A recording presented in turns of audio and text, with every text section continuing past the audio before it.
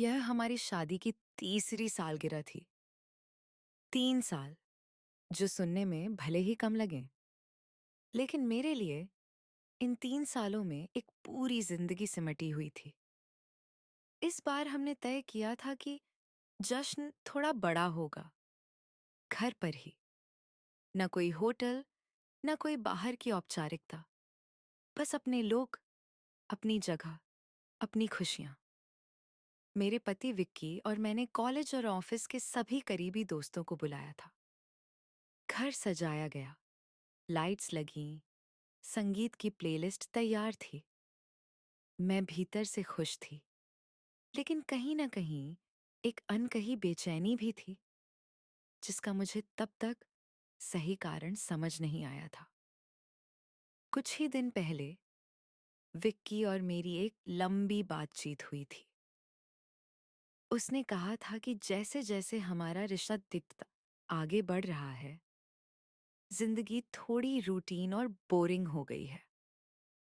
मैंने इसे सामान्य माना।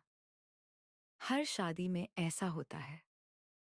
लेकिन उसी बातचीत में उसने अचानक कहा कि आजकल लोग रिश्तों में स्वैप पार्टनर कल्चर अपना रहे हैं और इससे उनकी शादी फिर से रोमांचक हो जाती है। यह सुनते ही मुझे जैसे करंट लग गया। मुझे लगा वह मजाक कर रहा है।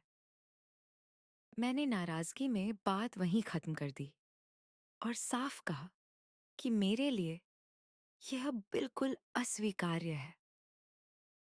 उसने मुस्कुराकर बात बदल दी। मैं यही समझ बैठी कि विषय वहीं खत्म हो गया है। काश मैंने तब उसकी आंखों में छिपी गंभीरता को पढ़ लिया होता। पार्टी वाली रात बाहर से बिल्कुल सामान्य थी। हंसी, ठाके, गाने, पुराने किस्से, सब कुछ।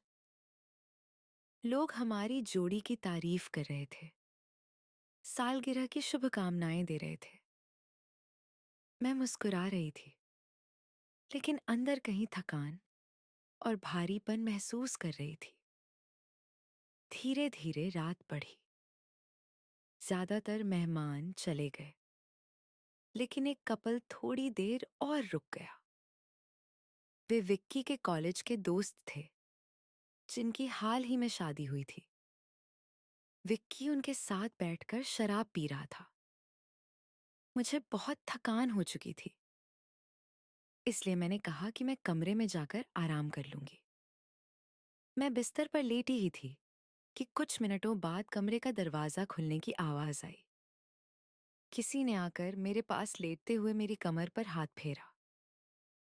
आधी नींद में मुझे लगा कि विक्की है, लेकिन अगले ही पल मेरे शरीर ने खतरे को पहचान लिया।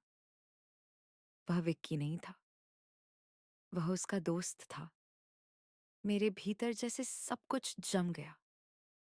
दिमाग सुन्न हो गया।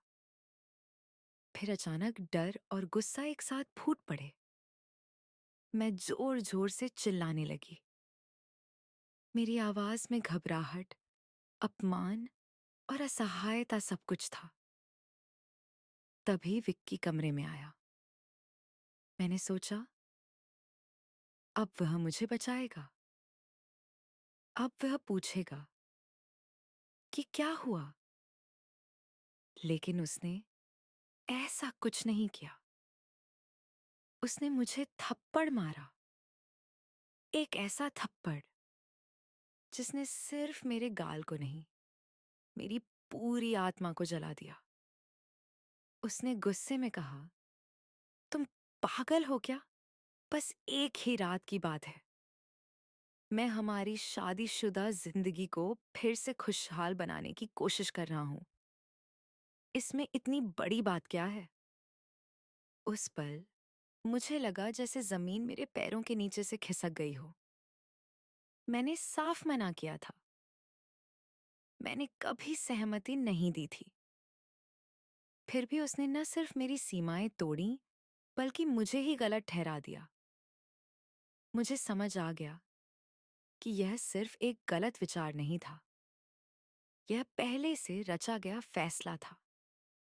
मैं उस घर में एक पल और नहीं रुक सकती थी। मैंने उसी रात कुछ भी सोचे समझे बिना घर छोड़ दिया और पास में रहने वाली एक दोस्त के यहाँ चली गई। पूरी रात मैं कांपती रही, नींद नहीं आई। हर पल वही दृश्य आंखों के सामने घूमता रहा। आज भी जब मैं उस घर के बारे में सोचती हूँ, तो वह मुझे घर नहीं लगता।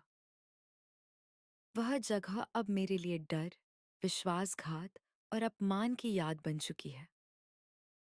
उस एक रात ने मुझे ऐसा जख्म दिया है, जो शायद कभी पूरी तरह नहीं भरेगा। मैं पहले जैसी नहीं रही। डर, घुटन, शर्म और टूटा हुआ भरोसा, सब कुछ मेरे भीतर जमा हो गया है। मैंने इस शादी को खत्म करने का फैसला कर लिया है। लेकिन सबसे मुश्किल सवाल अब भी मेरे सामने खड़ा है। मैं अपने माता-पिता को यह सब कैसे बताऊं? मैं उन्हें कैसे समझाऊं कि यह हार नहीं, बल्कि खुद को बचाने का फैसला है? मैं उन्हें कैसे बताऊं कि यह सिर्फ एक रिश्ता टूटना नहीं, बल्कि मेरे आत्मसम्मान और मानसिक शांति की लड़ाई है?